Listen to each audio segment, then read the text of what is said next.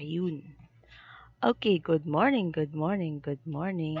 So, we'll be having today our sequential structure or deeper understanding on the sequential structure. So, I'm going to discuss to you the syntax of the sequential structure. When you say sequential structure, it deals with the conditions. When a condition is met, a certain statement will be executed. Okay, so under the sequential structure, okay, syempre, we are going to use the if statements. Okay,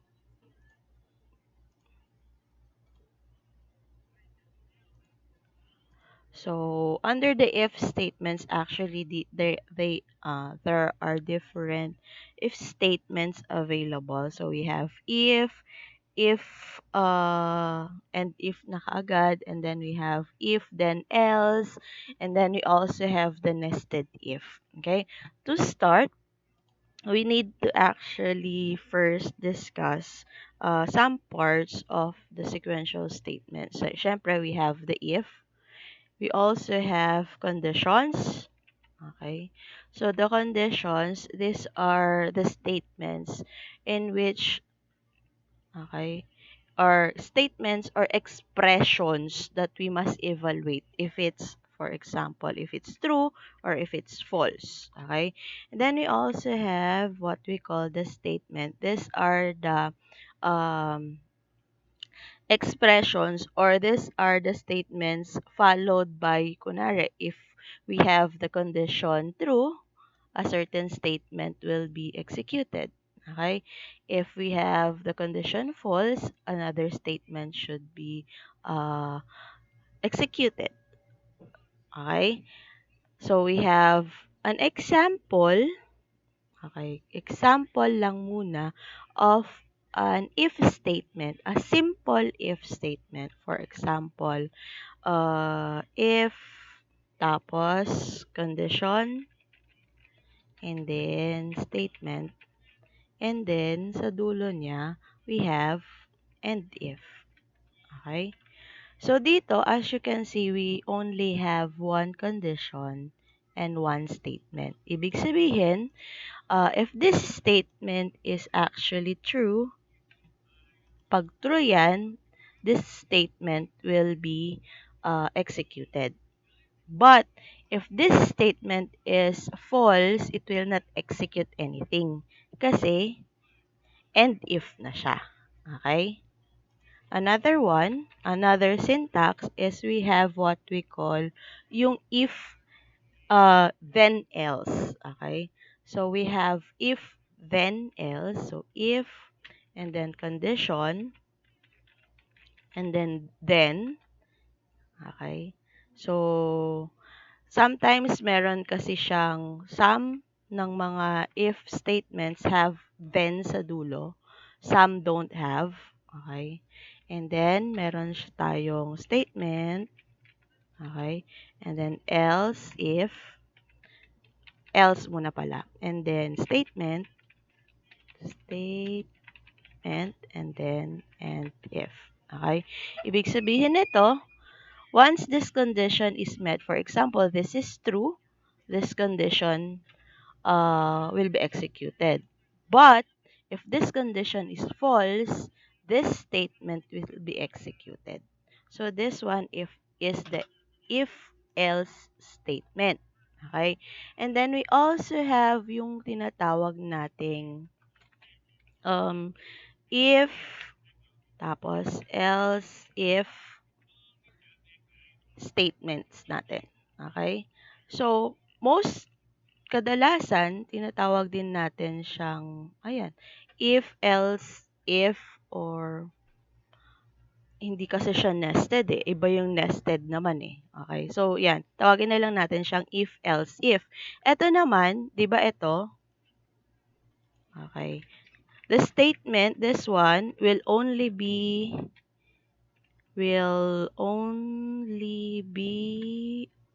exec, executed if yung condition is true. Okay? Pero kapag false, itong second statement ang executed. If false. Okay?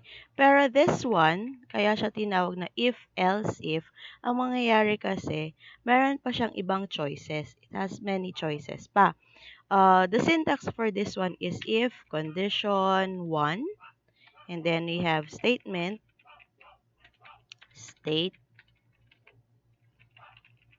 and then else, if, condition, 2, and then statement,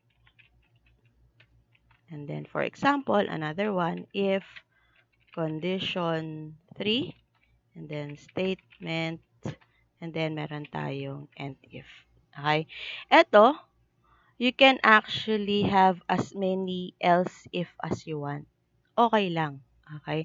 Pero, every else if statement, it has a condition. Oops, kulang pala tayo. Meron siyang else and then statement. Okay. Ang mangyayari dito, let's say for example, it meets this condition. For example, this is true. This will be executed. Okay? But if this condition is false, it will go to the other condition. It will test again the second condition. Let's say, for example, the second condition is true, it will execute this statement. Okay? For example, again, the statement, the condition 1, the condition 2 is false, it will test condition 3. If the condition 3 is true, it will execute the statement under the condition 3. But let's say, for example, of all of these conditions are false, it will execute this one. Okay? The last one. Malinaw? Ma'am, is it possible that we do not have an else statement? It's possible. Ang mangyayari, no statement will be executed once condition is false. Okay? Pero, para sa akin, it's better to place an else statement para at least the user knows, most of the conditions or all of my conditions are false. So, ang nangyari, it executed yung else statement. Okay? We also have what we call yung nested if. Mamaya isa-isahin ko yan. So, nested if naman, ang ibig sabihin niyan is if inside an if. For example, meron tayong if condition. Okay? Na-meet niya yung condition. The condition has been met. Pero, I have another if condition inside. Okay? So, execute niya ulit yan. I can place here a statement. Okay? Pwede ako maglagay ng else dito. And then, statement. There. Baba ko lang. Tapos, dito, pwede ako maglagay ng else. And then, pwede ako maglagay ng statement or another if condition. So, I can have another if again inside the else. So, this one is nested. Okay. Bakit siya nested? Maglalagay lang ako ng, wait lang. This one is if para dyan. This one, I have if para dito. And then sa last, if para dyan. Okay. This one, ulitin ko. If this condition is true, it will execute this one. Okay. Ngayon, pag papasok siya dito, it will test the condition. If this condition is true, it will execute this one. And then, end na siya. Okay? Pero what if this condition is false? Ang pupuntahan niya, it will go to the else, and then it will test again a condition.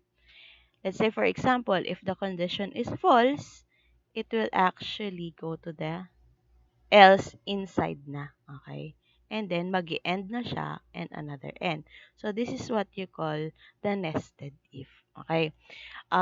Pinakita ko sa inyo, actually, this is the syntax. Para any programming language that you will encounter, you can actually use this one. So, we have the if, uh, we have the if-else, ito naman, if-else if, and the nested if. Okay? Meron pang isa, later na lang ipapakita ko. Pero let's try. Try muna natin siya isa-isa. Okay? So, I'm going to open my Visual Studio.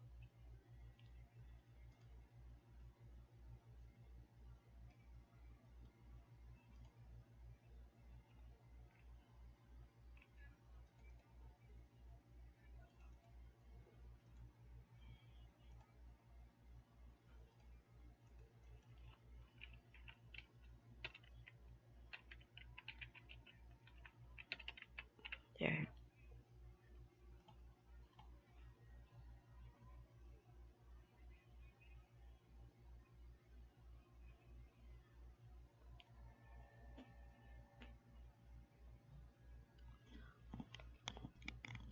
So, umpisahan muna natin with yung ito. Ito siya. So, first, gamitin natin yung if and if muna. Okay? So, meron tayong, let's have a label.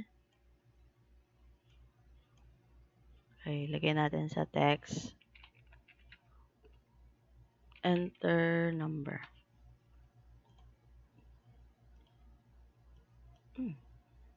Tapos, lagyan natin ng text box.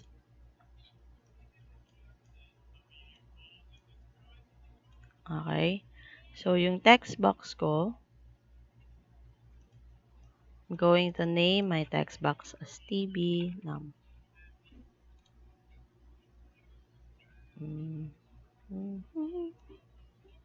Tapos, maglagay ako ng button. Okay. So, btn compute. Ay, btn test na lang. Hindi pala ako magko-compute. Test.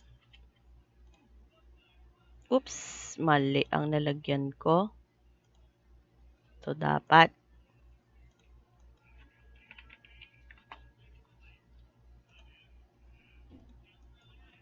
test. There. So, test lang natin. So, umpisahan natin with this one. Yan. So, if condition statement, tapos, and if. So, for example, test natin siya. Okay. Maglagay muna tayo ng integer. So, lagay natin dim x as integer. Okay. So, lagay natin x is equals to tb num1 dot text. Okay. Test natin tb num1 ba yung nilagay ko? Kalimutan ko kaagad. Hindi siya napalitan. Okay. Ito yung napalitan. Okay.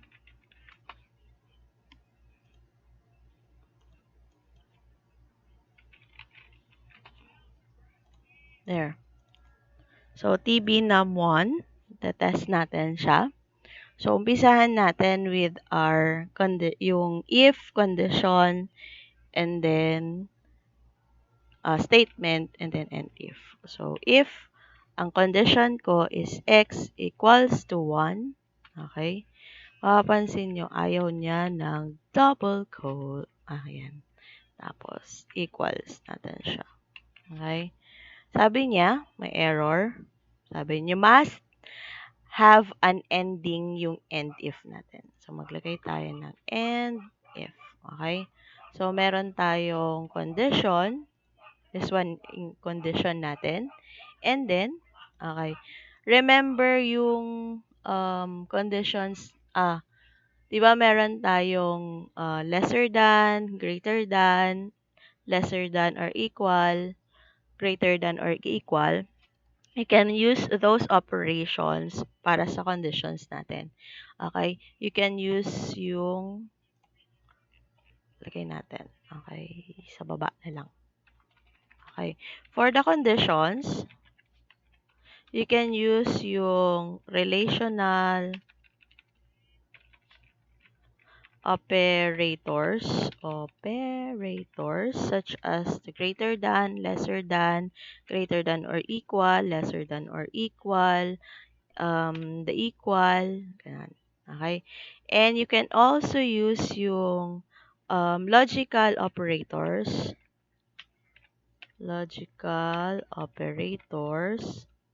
such as yung and tsaka si or. Okay? Sa other programming language, they actually use yung and dito naman, they use yung or. Sorry. Ganyan. Okay? So, dito kasi it's and tsaka or lang. Pero actually, halos same din. Papalitan mo lang siya ng symbol. Okay? So, for example, the user will enter the number 1. Okay? We need a statement. Sabi ko nga dito. Okay? We need a statement. Ayan o. We need a statement para dyan. So, ano yung statement? You can actually place, for example, on your design, meron kayong label, or you can actually use yung message box. Okay? Kunwari, maglalagay na lang tayo ng label natin. Okay? So, kunwari yan yung label natin, palakihan ko lang para kitang-kita. Okay?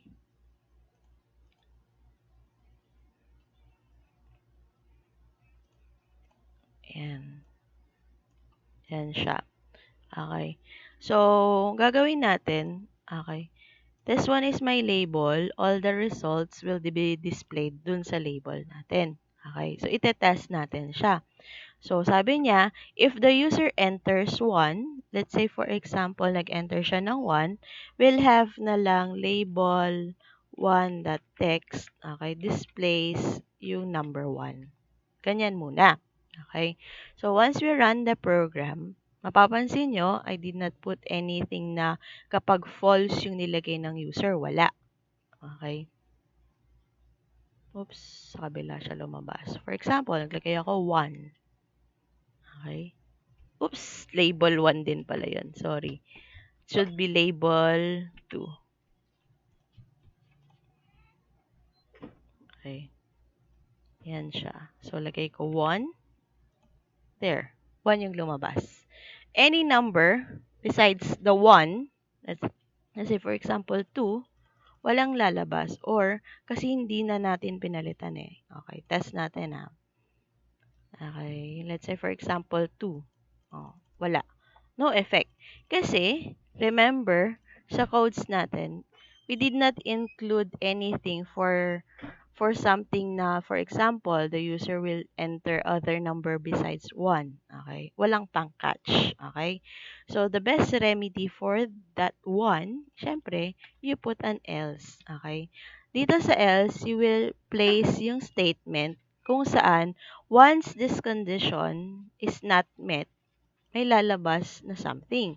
So, lagay natin label 2.text is equals to invalid. There.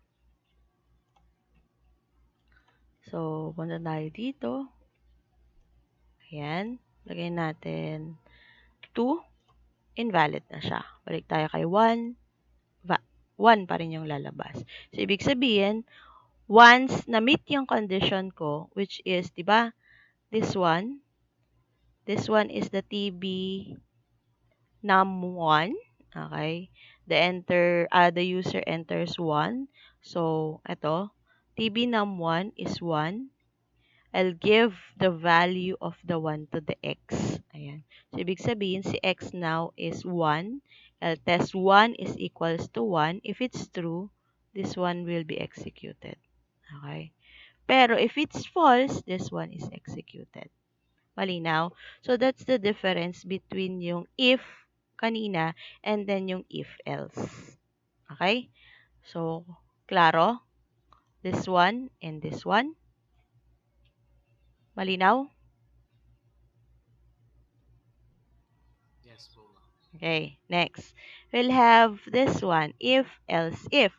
For the if, else, if naman, let's say for example, I'm going to add another condition. For example, lagay ako ng else if, another condition, x equals to 2. Okay, ko then, okay, magkakaroon ako ng other statement, label to that text is equals to 2. There. So, ika-catch niya. Okay? Sabihin niyang ganon. Ayan. Run natin siya. Okay? For example, the user enters 1, 1. The user enters 2, 2. The user enters any number besides 1 and 2, invalid. Okay? So, magka-catch pa rin siya. Okay? Ma'am, bakit, why? For example, okay, this one, may possibility ba na both yung magra-run? Wala. Kasi, one condition will only be met dito sa statement na to. Okay? So, sabi ko nga kanina, you can actually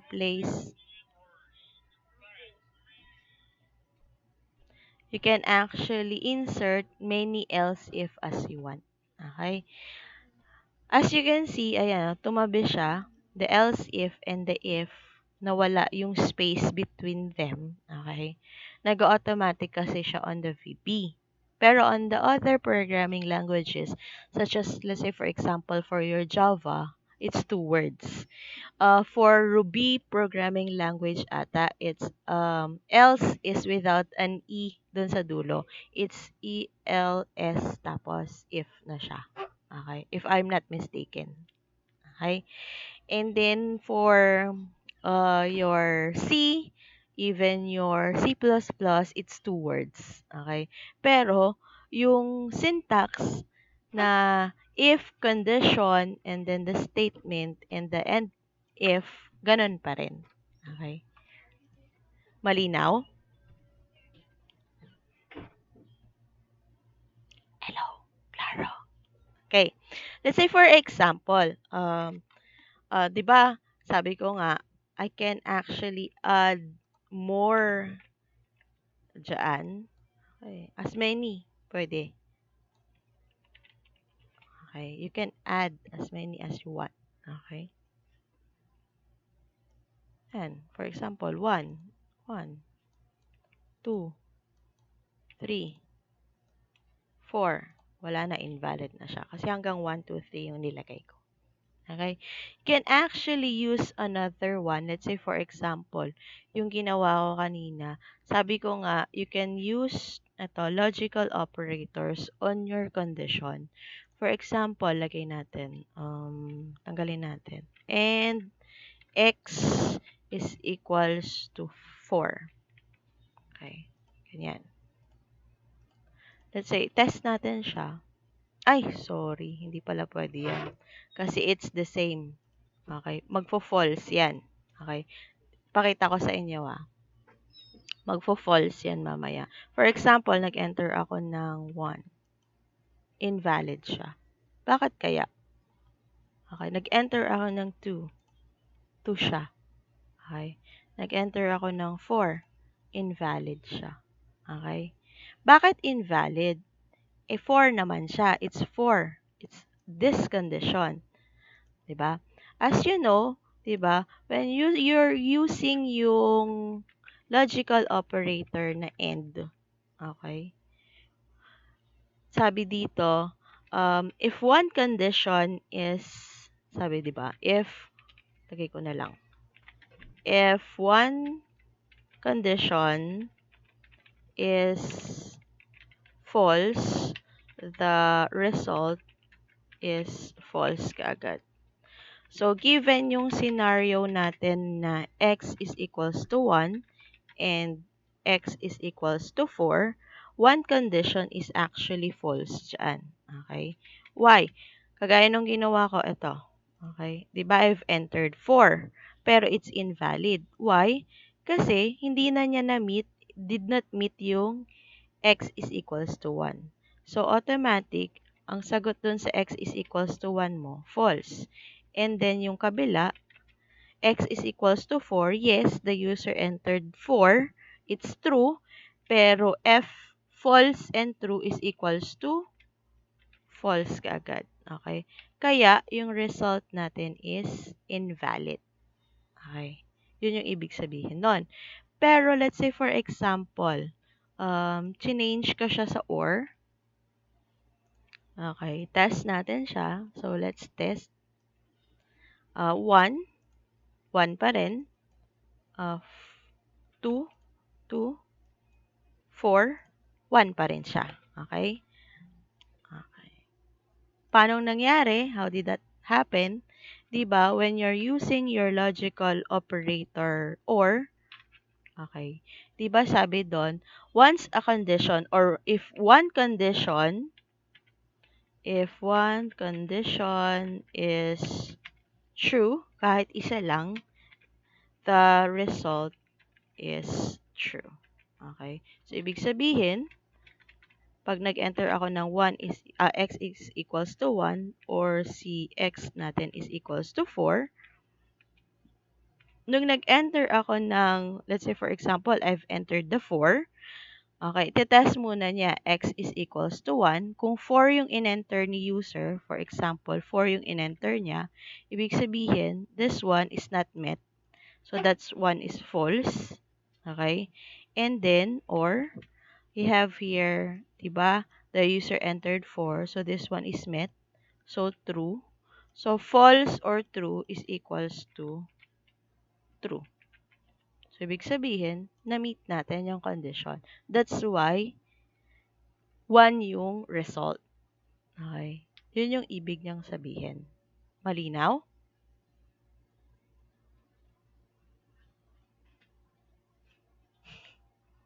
Okay.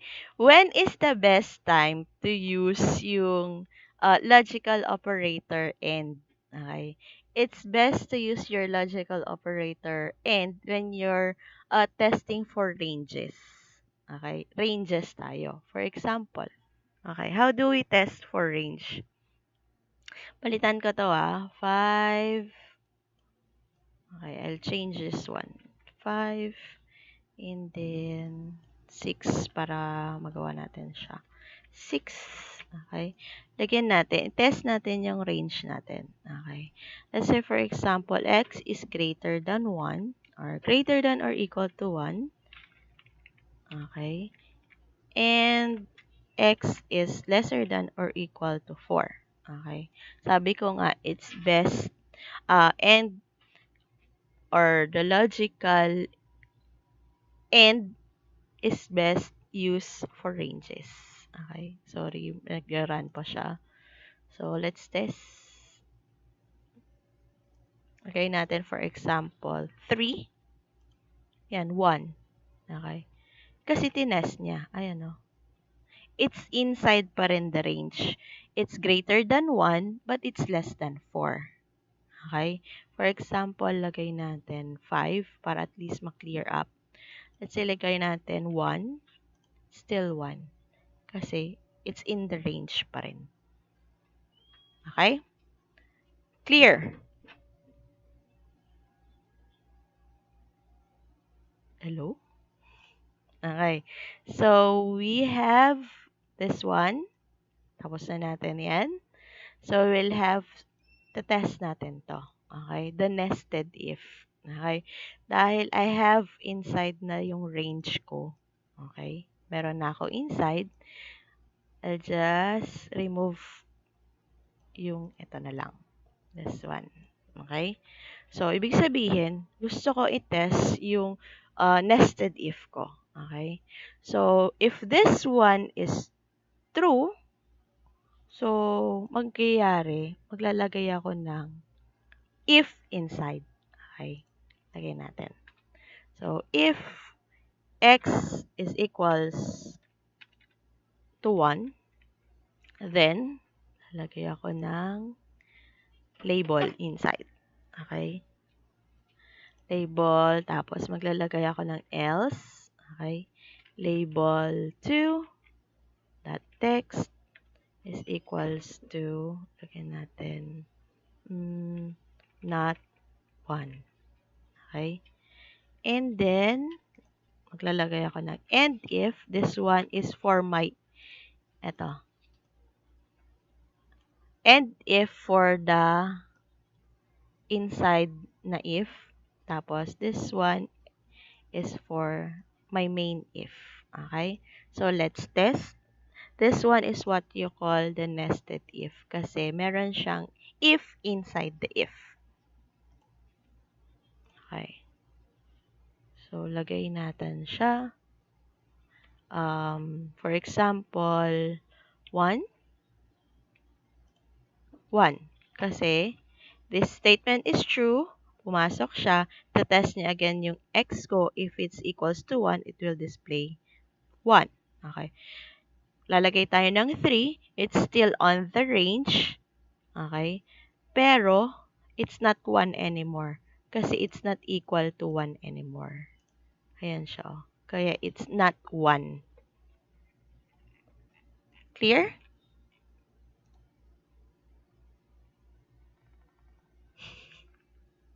Okay na. Okay na. So, this one is a simple example of using your nested if. Okay? You can actually place an if again inside yung else natin. Okay? So, you can work around that one. Okay? So, we have finished yung if and if else, if. We also have our nested if. Okay? I've also discussed yung relational operator tsaka yung logical operators nyo. And then, next one, you can actually use yung switch case. Okay? You can use yung switch case for testing conditions. Okay? Pero ito naman kasi, for example lang Okay? Hindi na ako, pwede ako mag-range, but yung range natin sa actually, it's not switch nga, it's select. Sorry, it's select case. Okay? Let's say, for example, can I erase this one na? Ah, chinek ko muna. Okay. So, erase ko muna siya. So, I'll delete first. Okay. So, test natin si case naman natin. Okay. Same pa rin. I have there the X. Okay. So, lagay natin. Lagay natin select si X. Okay. So, select natin si X. For example, X is 1. Okay. We'll have a statement. Lagay natin label 2. The text is equals to 1. Okay. We also have case 2. Okay. Lagay natin label 2. The text equals to 2. Okay. There. Testing lang. Okay. Start. So, select na yung gamit ko. 1, 1, 2, 2, 3, wala. Okay. Let's try default. Wrong spelling. Wala. Wala siyang default. Okay. So, yun lang.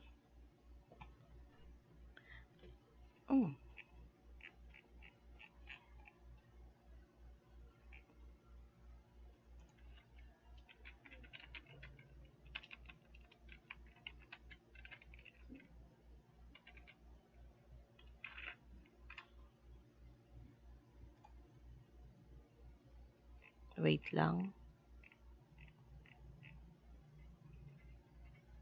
Okay. For this one, lagay natin case else. Okay. Label 2 dot text is equals to invalid. There. So, yun naman is para sa other numbers. Say for example, 4, invalid na siya. So, this one is your case, select case. Okay? You can actually test strings or strings for that one. Pero, enclose nyo itong case. Let's say for example, test natin ha. So, string. Tapos, lagay natin case A. Okay. Tapos, lagay natin apple. There. Okay. Kunwari ganyan. So, test natin. I'm testing for string, ha? So, you enclose that in a double quote. So, A, and then, let's say, for example, apple. What if it's lowercase lahat? Invalid.